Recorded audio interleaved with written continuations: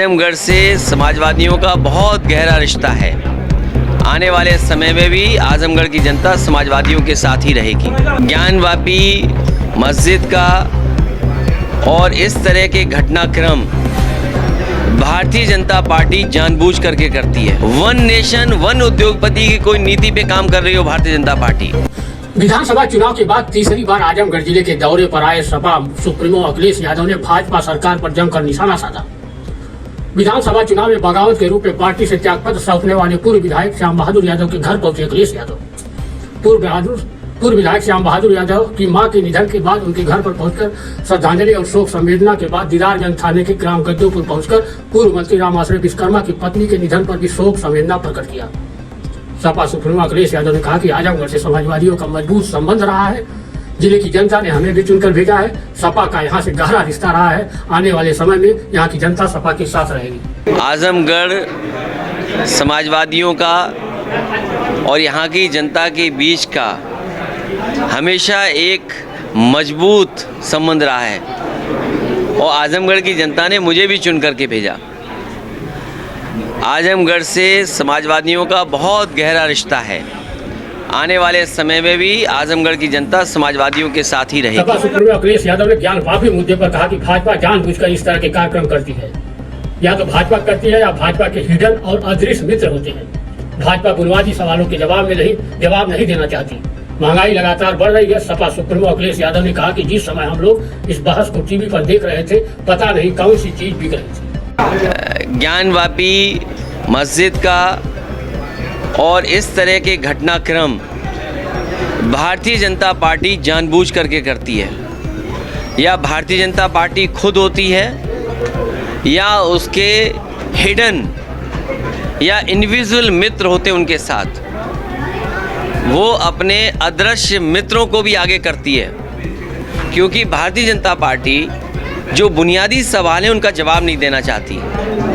Diesel petrol महंगा है, आपका आटा महंगा हो गया, चीनी महंगी है, दाल महंगी है, अगर आप घर बनाना चाहेंगे सरिया महंगी, सीमेंट महंगा और हर चीज़ महंगी होती चली जा रही है। जिस समय हम और आप इस बहस को देख रहे थे, पता नहीं देश की कौन सी चीज़ बिक रही थी, किसको खरीदने के लिए आगे किया जा रहा था। जब कभी ऐसी चीज़ें दिखाई जाएंगी ज़्यादा, याद रखना कुछ न कुछ देश की बड़ी चीज़ बिक रही होगी। सपा सुप्रीमो अखिलेश यादव ने कहा कि भाजपा जो नारा देती है कि एक देश में एक ही राशन हो, कहीं ऐसा तो नहीं इन घटनाओं को आगे कर वन नेशन वन उद्योगपति की नीति पर काम कर रही हो।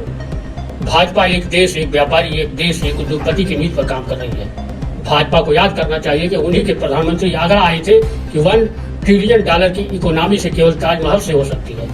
उन्हीं के कार्यकर्ता नफरत करते हैं। महंगाई बेरोजगारी का जवाब नहीं देता है। अखिलेश यादव का कहना है कि भाजपा के लोग हेट कैलेंडर पर बात करते हैं। और मुझे तो ये लगता है कि जो नारा भारतीय जनता पार्टी देती है कि एक देश में एक ही राशन हो, वन नेशन वन राशन, कहीं ऐसा तो नहीं कि इन घटनाओं को आगे कर करके वन नेशन वन उद्योगपति की कोई नीति पे काम कर रही हो भारतीय जनता पार्टी, कि एक देश एक व्यापारी, एक देश एक ही उद्योगपति, ये दिखा करके कहीं ऐसा तो नहीं देश की बहुत सारी संपत्तियां बिक रही हों या किसी के हाथ में जा रही हों चीज़ें।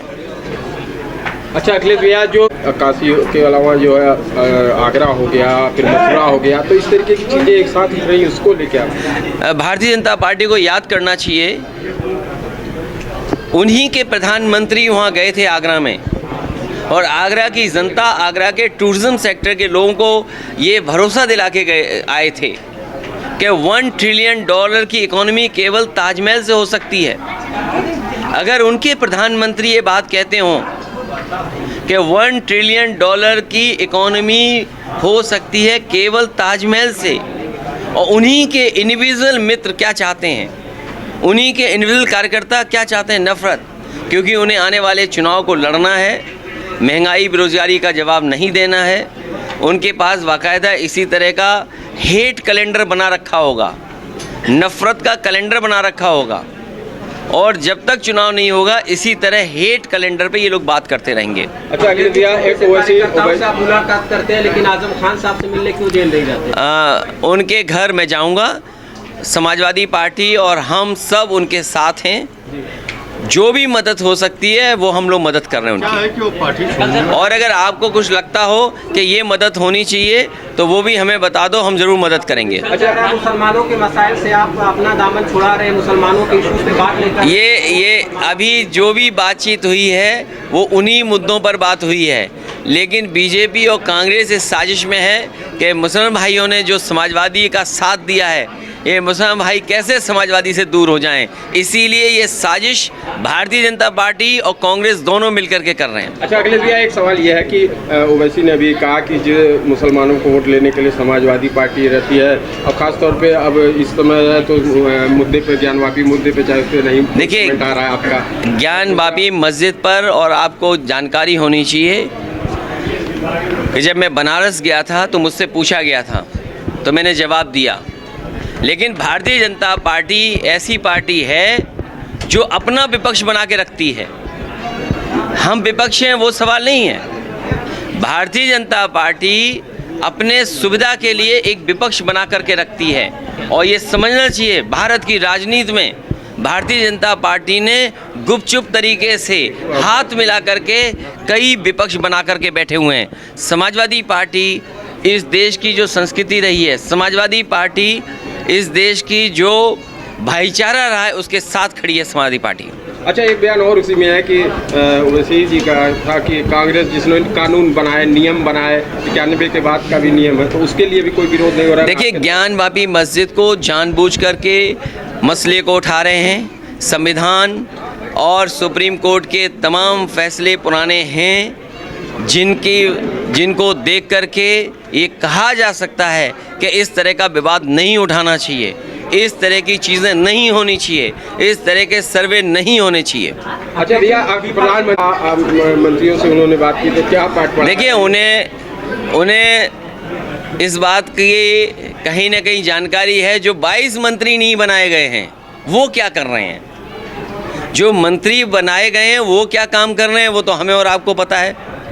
ज़मीन पर कुछ नहीं दिखाई दे रहा, बिजली महंगी, बिजली गायब, सड़क बन नहीं रही, महंगाई बढ़ गई, बेरोजगारी बढ़ गई, अपनी चीज़ों को बता नहीं रहे हैं कि क्या करेंगे जनता के बीच में। जो 22 मंत्री हटाए गए हैं वो क्या कर रहे हैं, और जो बनाए गए हैं वो काम नहीं कर रहे हैं, इसलिए खाना खाया गया है।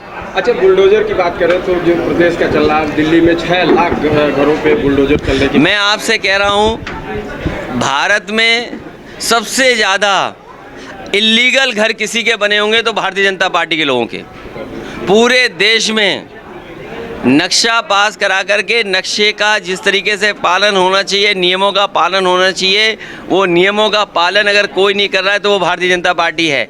मुझे याद है, और उत्तर प्रदेश में भी सबसे ज़्यादा गलत तरीके से बनाए गए अगर घर किसी के तो भारतीय जनता पार्टी के। और मैं आपको कह सकता हूं कि कल मुख्यमंत्री जी ने जिस अस्पताल का उद्घाटन किया है, जिस अस्पताल का उद्घाटन किया, रेजिडेंशियल एरिया में अस्पताल कैसे बनता है, इसको आप बता दीजिए मुझे। क्या मुख्यमंत्री जी बता सकते हैं? अखिलेश जी, लोग ये भी कह रहे हैं कि कल जो अस्पताल का उद्घाटन किया गया है, रेजिडेंशियल इलाके में अस्पताल कैसे हो सकता है, और उस अस्पताल का नक्शा किसी ने पास किया था तो समाजवादी सरकार ने पास किया था।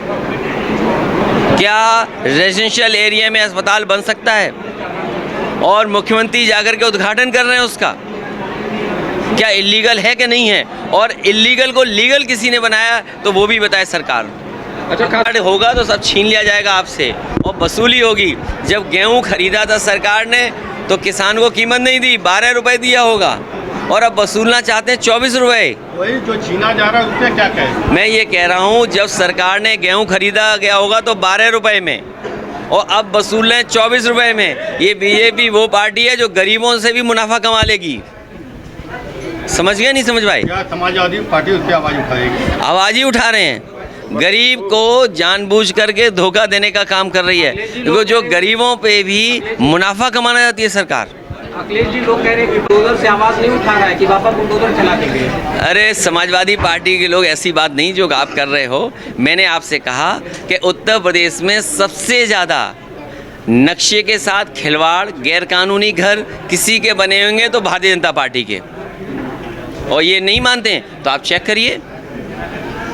ठीक है।